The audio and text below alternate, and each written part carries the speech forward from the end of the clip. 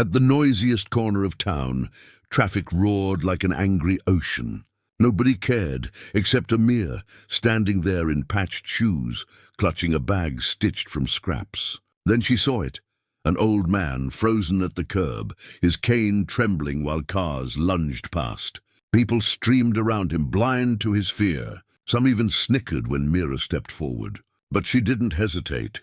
She tightened her grip on his sleeve, guiding him through the storm of horns and tires, steadying each shaky step until they made it across. She thought it ended there. But the way his eyes lingered, holding something unspoken, felt like the start of a secret that could rattle the whole town. Before we dive deeper, don't forget to hit that subscribe button. Your support keeps us bringing you stories that stay with you long after they're over. Morning light spread over the little town like thin gold brushed across canvas, but it never reached the cramped lanes where she walked. Her backpack sagged low, seams sewn with mismatched thread. Pebbles bit through the thin soles of her shoes. She kept her chin lifted anyway, counting every step like it meant something. The bakery on the corner puffed out warm air smelling of cinnamon. She stopped for a heartbeat, breathed it in, then moved on. Traffic at the main crossing was a beast. Buses snorting, scooters darting, headlights flashing even in daylight. She hugged her elbows, wind from a speeding truck clattering the loose zipper on her bag.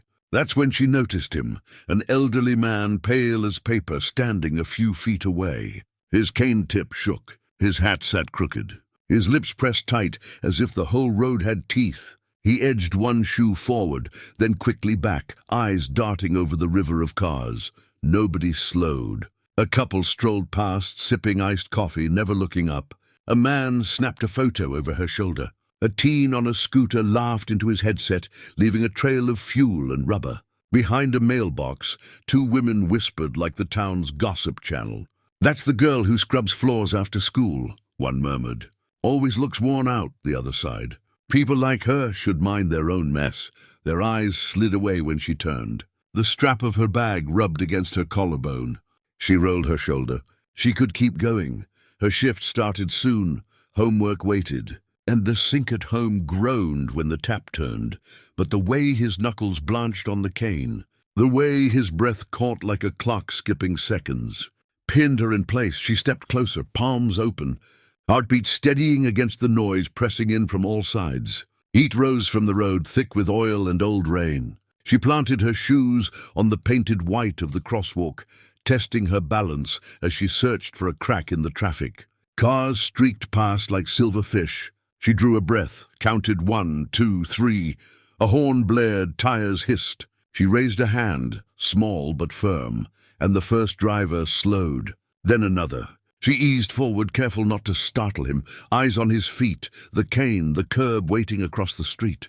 He wavered, steadied. She shifted her weight back, ready if he stumbled from the shadow of the bus shelter. Two boys nearby muttered, "Wild how she plays the hero," one scoffed.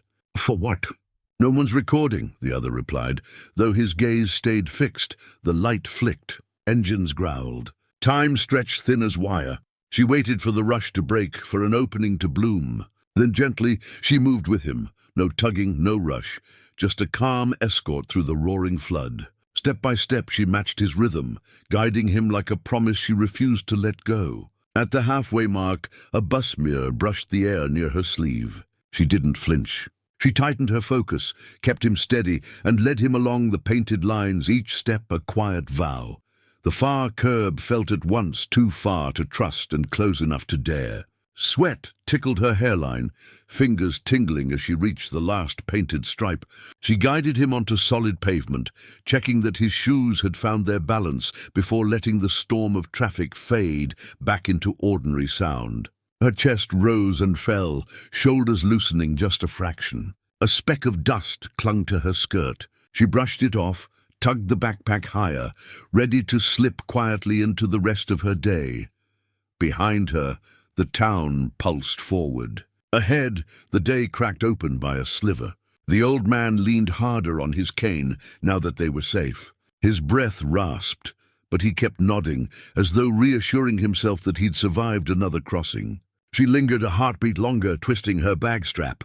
She didn't expect thanks, never did. She'd only done what felt right, but his voice floated after her, thin but steady, laced with something softer than gratitude. "You kept me from falling." He tapped the cane gently, a small exclamation mark. His eyes searched her face, trying to read the name he didn't know. She tipped her head, a faint smile flashing across her lips. "Anyone would have done it," she murmured, though even she wasn't sure that was true. Then she shifted her bag, edging toward the crowd, until voices cut through. From the bus stop, two teens stared, arms folded. One snorted loud enough to sting. "That's the girl with the patched shoes. Thinks she's someone's savior. Wait till she trips herself," the other muttered. "Always playing saint." Their laughter tangled with the engine's growl and brushed her ears. She pretended not to hear, though her cheeks prickled. Her fingers worried the frayed edge of her strap. That tone, she knew it too well. The one that weighed her worth against the things she lacked. Yet the old man's expression cut through the haze. No mockery there, only a thoughtful quiet, as if he'd glimpsed something the others couldn't name. A truck coughed smoke as it rolled past. She blinked against it, steadied her stance, and gave him a small nod before walking away. Her steps were measured, but her pulse raced. A flicker of doubt shadowed her. Had she looked foolish, risking herself for someone she didn't know, when her own ceiling leaked every time it rained? But the memory of his cane trembling in traffic clung to her mind. Along with how close his shoes had come to slipping, he remained where she'd left him, leaning on his cane, eyes fixed on the spot where she vanished. A car door slammed, startling him, but his gaze didn't shift. His lips curved, not in amusement, but in recognition, as if he'd seen something rare, something the rest of the town missed. By the bakery's window, the two women who had watched earlier spoke again, their breath fogging the glass. "Odd child," one murmured. "Always giving what she can't spare." "Maybe," the other said, tapping the pane absent-mindedly. "That's what makes her impossible to ignore."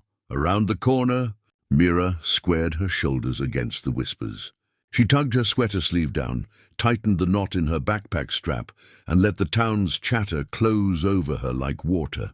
Her kindness hadn't cost her anything tangible, only a spotlight she hadn't asked for. Yet in her chest a weight settled. Not shame. Something else, unnamed, waiting. She didn't see the old man straighten slowly, glance one more time toward the street where she'd disappeared, then turn away. Thoughts already moving. The week slid back into its usual rhythm. School bells, mop handles, and the weary shuffle of evenings split between homework, dishes and laundry. She kept her head down, repeating the only cycle she'd ever known. What she failed to notice was that someone had begun tracing her steps. It happened on a late afternoon, when sunlight tipped everything gold, and the air smelled faintly of cut grass and wood smoke. A sharp knock rattled the thin front door of her family's small house. She froze mid-step, hands slick from scrubbing a pan. No one ever knocked at their door. Her mother looked up, brows creasing, wiped her palms on her apron and cracked it open. Framed by sunlight stood the man from the crossing. But he wasn't the frail stranger she'd helped days ago. His shoulders were square now, boots planted solidly on the porch, cane resting lightly in his hand as if carried out of habit, not need. Behind him idled a truck stacked high with wooden crates stamped with a name everyone in town knew, the biggest farm for miles. The sight of that lettering made her breath catch. That farm wasn't just fields. It was influence, the root feeding every shop, cafe, and school kitchen. Her mother stammered a greeting, unsure, but his eyes slid past her and settled on the girl. They softened, and he nodded, as if confirming something he'd already guessed. "You didn't recognize me, did you?" His voice was no longer fragile. Calm, steady, it filled their small doorway. She shook her head, dish rag dripping in her hand, suddenly aware of how small their kitchen looked from where he stood. He stepped inside, careful not to scuff the worn rug. His gaze moved across the leaking ceiling, the patched chairs, the corners that whispered quiet struggle. Touching the brim of his hat, he spoke low, deliberate. "That day at the crosswalk, you thought you were helping a stranger. But I knew right then who you were. You didn't count the cost. You didn't hesitate. You just held on. Her chest tightened, caught between pride and the unease of being seen. She glanced at her mother, who looked from one to the other, bewildered. The man bent, setting a small crate on the table. Apples shone like polished glass. Bread lay wrapped in cloth. Jars of honey glimmered gold. Sweetness filled the room. Her little brother skidded in from the back, eyes wide at the bounty, but stopped short at the man's calm, watchful presence. Resting both hands on his cane, more anchor than crutch, he went on, voice deepening. People here know me as the richest farmer. They see barns, fences, accounts, but all of it means nothing if I can't find someone who remembers what matters. You showed me that, standing steady in traffic when you didn't have to. I won't forget. The rag twisted in her fingers, dripping onto the floorboards. She suddenly felt how that single decision to reach out and steady him had cracked open a door far larger than she imagined. The food weighed heavy on their narrow table, steam curling from the bread. Her brother leaned closer, nostrils flaring at the warmth, but still too shy to touch. Her mother pressed a hand to her mouth, torn between thanks and disbelief. The farmer shifted, boots creaking, gaze brushing over the taped window. The nails holding chairs together, the wallpaper peeling at its seams. There was no pity in his look, only understanding, as if these signs of struggle were familiar to him. You gave me more than a hand on that street, he said, bracing the cane by the table. You reminded me that kindness still lives in this town. When nobody else looked, you did. When I faltered, you stayed steady. That's worth more than money. Her throat closed tight. She wanted to protest, to say she hadn't done anything special, only what was right, but the words caught behind her teeth. He reached inside his coat, drawing out a plain envelope. He set it gently on the table. A seal stamped in dark ink marked the corner, the farm's crest. Her mother gasped, clutching a chair for balance. It's a scholarship, he said, voice firm now. I'll cover your schooling. Not charity, not pity, an investment. Because I've seen what others miss when they judge by patches and pockets. From the half-open window, voices floated in from the street, neighbors passing by, their words sharp enough to nick the air. Isn't that the wealthy farmer's truck? What's he doing at her house? One of them snickered under their breath. Probably dropping leftovers. Poor thing must have begged. Her shoulders stiffened, but the farmer caught every word. He turned, jaw tightening, then let the tension slide from his face. The years etched in his eyes weren't weakness. They were lines carved by choices, by battles weathered. He looked back at her and said, calm but firm, ignore them. They've measured life by coins and whispers. But you... He tapped his cane once. You've already proven wealth they'll never touch. Her eyes burned. She blinked fast, trying to chase the tears away. Her mother dabbed at her own cheeks with the corner of her apron, murmuring thanks, too tangled to finish. The farmer wasn't done. He nodded to her mother. There's work at my farm for honest hands, he said. Pay that keeps a roof from sagging, and meals that don't leave children hungry. Her little brother's eyes went wide. He finally reached for an apple from the crate, bit with a loud crunch, sweet juice dripping down his chin. For a moment, laughter, bright and rare, filled the kitchen. The girl stood frozen, rag still damp in her fist. She couldn't form words yet, but something new rooted quietly inside, a seed whispering that her kindness hadn't been wasted. It had been seen. Outside, the town might keep its bitter talk. But inside this room, the air shifted, clear as the first breeze after a storm. Months slid by, and her life began to change. Not overnight, not like in stories, but slowly, like a sprout cracking soil before anyone notices. She rose earlier, sometimes before dawn, to study from the books the farmer had pressed into her hands. Her mother walked each morning toward the fields, head high with the dignity of steady work, palms no longer raw from scrubbing strangers' floors for scraps. The town watched, first in murmurs, then in open stares. When she arrived at school in the farmer's truck, children pressed their faces to the glass, whispering, "That can't be her." Some scoffed that it was only luck. But luck couldn't explain why she studied harder than anyone, why she wore kindness like armor and refused to bend beneath their noise.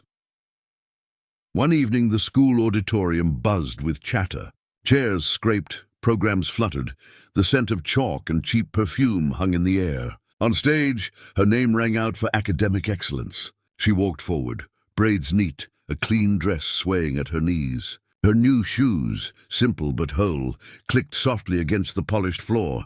Applause swelled. Her mother clapped the loudest, tears shining. Beside her the farmer sat proud, cane resting at his knee, warmth bright in the lines of his face. Under the lights the girl paused, breath caught. She was no longer the child with a frayed backpack.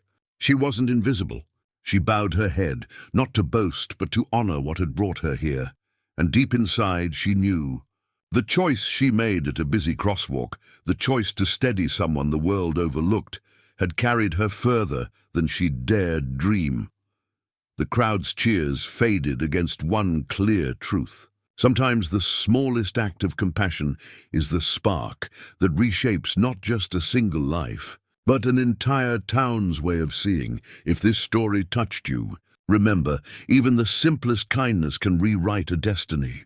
And if you want more tales that remind you of the power you already hold, subscribe now and share this with someone who needs that reminder today. Your click might be the kindness that changes their path.